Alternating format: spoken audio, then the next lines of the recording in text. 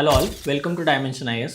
उद्या UPSC प्रिलिम्सचा paper आहे. या पेपरसाठी ज्या काय तयारी करायच्या आहेत, स्ट्रॅटेजी सेशन असतील, व्हिडिओ असेल, या गोष्टींवरती खूप बोललं गेलेलं आहे आणि खूप रिव्हिजन्स, खूप लेक्चर्स, खूप ट्रिक असं सगळं पाहून झालेलं आहे. मी आता अशा काही गोष्टींवरती बोलणार आहे ज्या गोष्टी आपण कदाचित कन्सिडर करत नाही किंवा असं त्याच्याबद्दल समज आहे की त्या तुम्ही ऑलरेडी कन्सिडर केलेल्या आहेत, ज्याला आपण म्हणू की या गोष्टी ग्रांटेड घेतलेल्या आहेत. याच्यामध्ये मुख्यत्वे दोन विषय आहेत, एक्सपेक्ट द अनएक्सपेक्टेड. त्यातला हा पहिला विषय. एक्सपेक्ट द अनएक्सपेक्टेड म्हणजे काय की मी तुम्हाला उद्या पेपर कसा असणार आहे, पेपर कसा सोडवायचा आहे, क्वेश्चन कसा टॅकल करायचा आहे, या गोष्टी सांगण्यापेक्षा मी तुम्हाला उद्या पेपरला जाण्यापर्यंत किंवा दोन पेपरच्या मध्ये जो गॅप आहे त्याच्यामध्ये तुम्ही काय करणं अपेक्षित आहे या गोष्टींवरती मी बोलणार आहे, ज्या की असं कन्सिडर आहे की त्या तुम्ही कन्सिडर करून त्या तुम्ही समजून घेऊन पेपरला आलेल्या आहेत असं आपण ग्राह्य धरलेले. पहिली गोष्ट म्हणजे एक्सपेक्ट द अनएक्सपेक्टेड. म्हणजे असं होऊ शकतं की आपल्यातले बरेच पब्लिक ट्रान्सपोर्ट ट्रॅव्हल करणार असतील, कोणी फॅमिली सोबत राहत असेल, कोणी बाईकवरून जाणार असेल, तर या सिनेरिओमध्ये अनएक्सपेक्टेड गोष्टी काय होऊ शकतात. तर तुम्हाला कदाचित उद्या कॅब बुक करायला उशीर होऊ शकतो,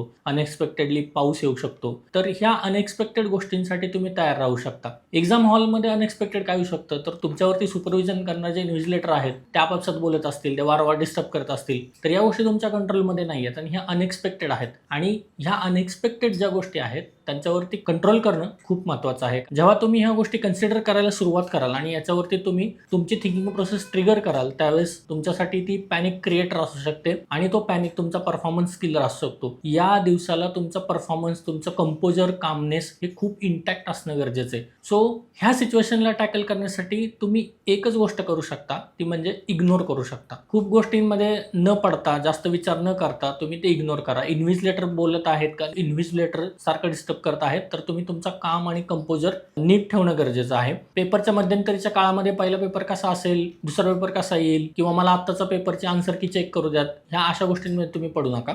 आणि सगळ्यात महत्त्वाचं म्हणजे दुसरा मुद्दा की वर्षभर आपण खूप पैशांचा विचार केलेला असतो, काटकसरीने सॅक्रिफाईस करत आलेला असतो. उद्याचा दिवस इतका महत्त्वाचा आहे की उद्या तुम्ही कोणत्याही गोष्टीसाठी पैशांचं सॅक्रिफाईस करू नका, पैशांचा विचार करू नका. तुम्हाला जर ऑटो मिळत नसेल तर कॅब करा किंवा ज्याही माध्यमातून तुम्हाला प्रवास करणं शक्य आहे ते करा आणि एक्झाम सेंटरवरती लवकरात लवकर पोहोचायचा प्रयत्न करा.